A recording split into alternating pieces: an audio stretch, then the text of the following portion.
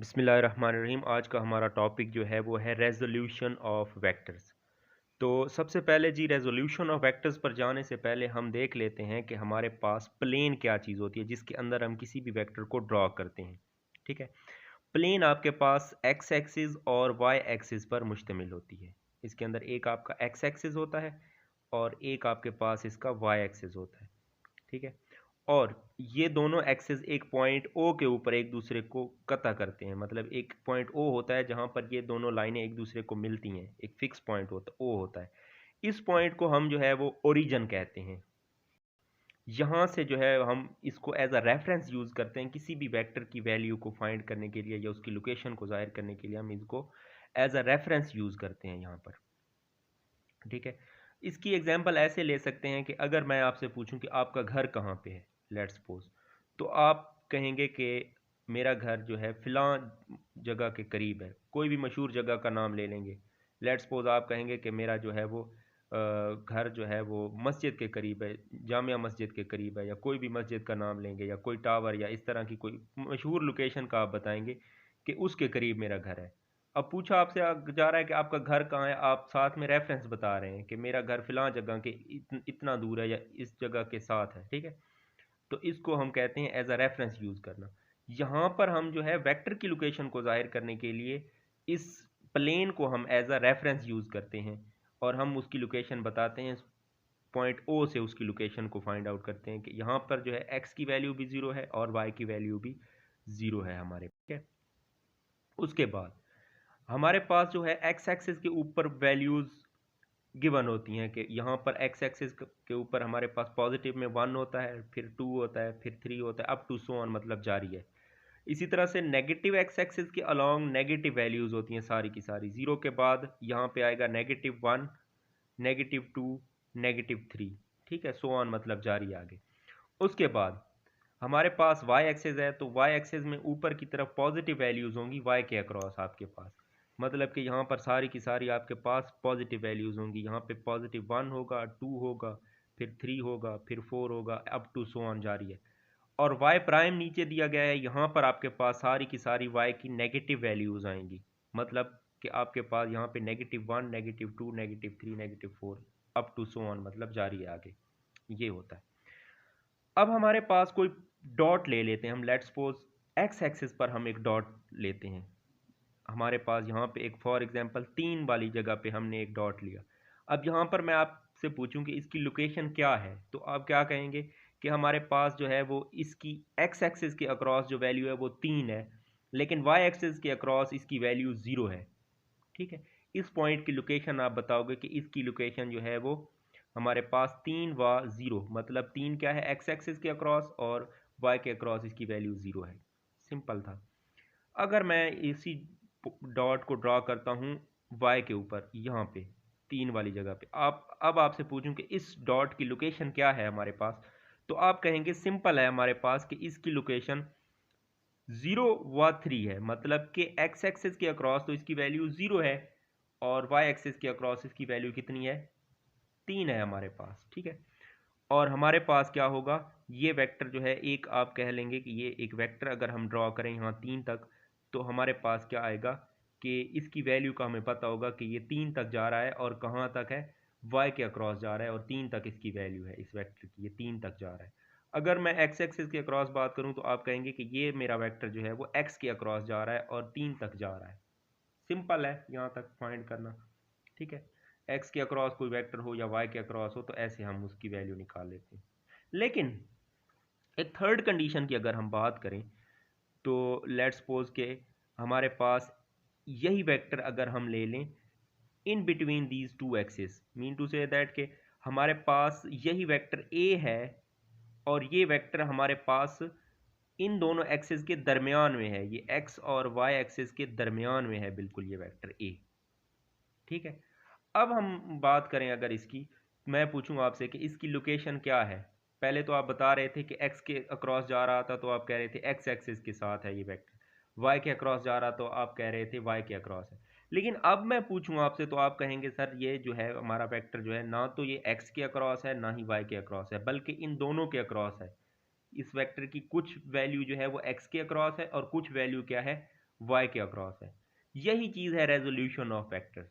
अब हम क्या करेंगे, इस वेक्टर को सेपरेट कर देंगे दो एक्सेस के अक्रॉस। कितनी एक्स के अक्रॉस ये इसकी वैल्यू है, कितना ये वेक्टर ए एक्स के अक्रॉस चल रहा है और कितना ये वेक्टर जो है वाई के अक्रॉस चल रहा है, वाई एक्सेस के अक्रॉस। यही चीज़ हम क्या कहेंगे, resolution of vector. Resolution of vector का मतलब है कि किसी वेक्टर को, ऐसा वेक्टर जो कि दो एक्सेस के दरमियान हो, उसको आपने क्या है सेपरेट कर दिया दो एक्सेस में। एक एक्सेस को आपने कह दिया एक्स एक्सेस और दूसरे को आपने वाई एक्सेस के अक्रॉस, मतलब कि उसकी वैल्यू लेनी है, और एक को एक्स एक्सेस के अक्रॉस। ओके, अब ये वाला वेक्टर ए जो है ये एक्स के अक्रॉस कितना चल रहा है। सबसे पहली बात तो ये है, हम इसके हेड से, जो वेक्टर ए है इसके हेड से एक लाइन ड्रॉ करेंगे हम, और सीधी वो लाइन है आपकी एक्स एक्सिस के ऊपर आएगी, और हम कह देंगे कि ये इस क्या क्या है, यहाँ ओरिजिन ओ से लेकर इस पॉइंट तक जहाँ तक ये लाइन टच कर रही है परपेंडिकुलर एक्स एक्सिस के ऊपर, यहाँ तक जो है वो डिस्टेंस हमें कहलाएगा, ये कंपोनेंट होगा वेक्टर ए का, और किसके अक्रॉस है, एक्स के अक्रॉस है, तो ए एक्स इसको हम नाम दे देंगे। ठीक, अब नेक्स्ट जो है हमारे पास यही वेक्टर ए, हम पूछते हैं आपसे कि ये y के अक्रॉस भी तो जा रहा है इसकी कुछ ना कुछ वैल्यू। अब हम चेक करते हैं कि ये y के अक्रॉस ये वेक्टर ए कितना जा रहा है। तो यहाँ से हम देखते हैं इसके हेड से एक परपेंडिकुलर गिराते हैं y के ऊपर, तो हम यहाँ पे देखते हैं कि ये पॉइंट y के ऊपर, मतलब एक पॉइंट पे टच कर रहा है इसको, y एक्सिस को। तो हम कहेंगे कि ये पॉइंट ओरिजिन o से लेकर यहाँ तक जहाँ पर y एक्सिस के ऊपर ये टच कर रहा है लाइन को, इस लाइन को हम क्या कह देंगे कि ये वाला जो कंपोनेंट बना है इसको ए वाई का नाम हम देंगे, सिंपल। और इस तरफ वाला भी मतलब कि आपके पास अब क्या होगा, ए वाई ही होगा, क्योंकि ये भी उसके बराबर ही है। ठीक है, अब हम अगर इसको एज अ वेक्टर फॉर्म लिखें तो हमारे पास इसका जो एक्स कंपोनेंट है ए एक्स, अगर ये एक वेक्टर था तो ये भी एक वेक्टर होगा, और ये जाके मतलब इससे मिल जाएगा, वेक्टर ए के हेड से मिल जाएगा। अब यहाँ पे अगर आप गौर करें तो आपके पास जो ए एक्स कंपोनेंट है और ए वाई कंपोनेंट है, ये दो वेक्टर्स हैं। किस वेक्टर के कंपोनेंट्स हैं, वेक्टर ए के कंपोनेंट हैं। ठीक है, तो अब हम क्या करेंगे, यहाँ पर हम कह सकते हैं कि हमारा जो वेक्टर ए था ये रिजॉल्व हो गया है दो वेक्टर्स के अंदर, वो इसके कंपोनेंट हैं। पहला एक्स का है, वेक्टर ए है लेकिन एक्स के अक्रॉस कितना है, ये चीज़ आ गई, प्लस वेक्टर ए है लेकिन y के अक्रॉस कितना है, इन दोनों के सम से मतलब हमारे पास वेक्टर ए बन गया। अगर आप चैनल पर नए हैं और वीडियो अच्छी लग रही हो तो चैनल को सब्सक्राइब कर दीजिए और वीडियो को लाइक कर दीजिए। अगर हेड टू टेल रूल को यूज़ करें तो हमारे पास जो हम रिजल्टेंट निकालते थे वो दो कंपोनेंट्स का सम होता था। वो वेक्टर्स जो कि आपके पास हेड टू टेल रूल के ज़रिए से आपस में मिल रहे होते, उनका रिजल्टेंट यही होता है कि पहले वेक्टर की टेल और आखिरी वेक्टर के हेड को मिलाने वाली लाइन इसका रिजल्टेंट कहलाती है। तो ये ए वेक्टर जो बना ये आपके पास क्या है, रिजल्टेंट वेक्टर आ गया।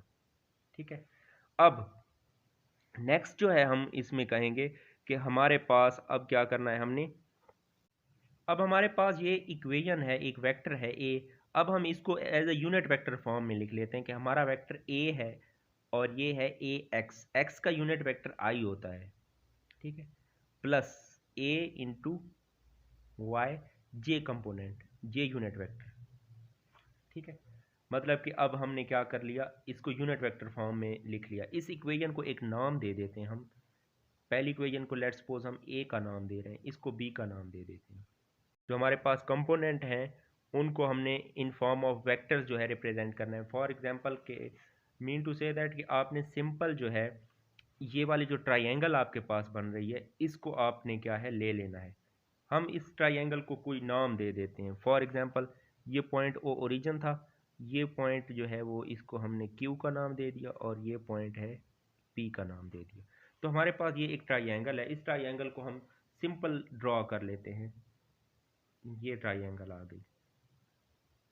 ठीक है, अब हमारे पास जो ये वेक्टर ए था ये एक्स एक्सिस के साथ एक एंगल बना रहा है यहाँ पे, इस एंगल को हम थीटा ए का नाम दे देते हैं। ये वेक्टर जो ए है ये एक्स एक्सिस के साथ जो एंगल बना रहा है इसको हमने थीटा ए का नाम दिया, तो यहाँ पे थीटा ए आ गया।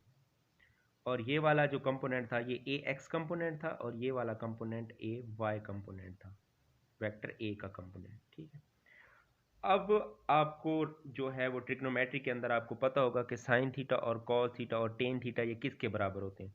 तो सबसे पहले हम ले लेते हैं साइन थीटा।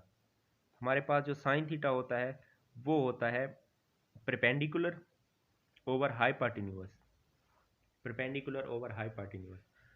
और हमारे पास जो कॉस थीटा होता है वो होता है base over hypotenuse. Tan theta हमारे पास होता है perpendicular over base, perpendicular over base होता है। ओके, अब सबसे पहले साइन थीटा की बात करते हैं। इसी ट्राइंगल को हम यूज़ करेंगे, हमारी ट्राइंगल ओ पी क्यू को हम यूज़ करेंगे। ओ पी क्यू ट्राइंगल को अगर हम यूज़ करें तो इसके अंदर देखें तो हमारे पास जो साइन थीटा है वो परपेंडिकुलर है। अब परपेंडिकुलर इसके अंदर पी क्यू है जो कि ए वाई के बराबर है, तो हम कहेंगे हमारे पास ए वाई ओवर हाइपोटेन्यूज क्या है, इसमें ए है तो यहाँ पे नीचे ए आ गया। तो हमारे पास ए वाई जो है क्रॉस मल्टीप्लिकेशन से ए वाई जो है वो ए साइन थीटा के बराबर आ जाता है। और अगर कॉस थीटा की बात करें तो कॉस थीटा हमारे पास होता है बेस। सबसे पहले बेस क्या है, ए एक्स है आपके पास, डिवाइडेड बाय ए वेक्टर। तो आपके पास क्या आ जाएगा, ए एक्स जो है, ए एक्स वेक्टर जो है वो आपके पास आ जाएगा ए कॉज थीटा। अब यहाँ पे एक और चीज़ जो कि याद रखने वाली है कि आपने जो है वो ये कंपोनेंट ले लिए हैं, लेकिन इनको एज जब वेक्टर फॉर्म में लिखेंगे तो इनका यूनिट वेक्टर भी आपने साथ में रिप्रेजेंट करना होगा, इनको लिखना होगा यूनिट वेक्टर भी। तो ये ए वाई है तो वाई का कंपोनेंट है, तो यहाँ पे हम वाई के अक्रॉस जे यूनिट वेक्टर लेते हैं, तो यहाँ ए sine theta J unit vector.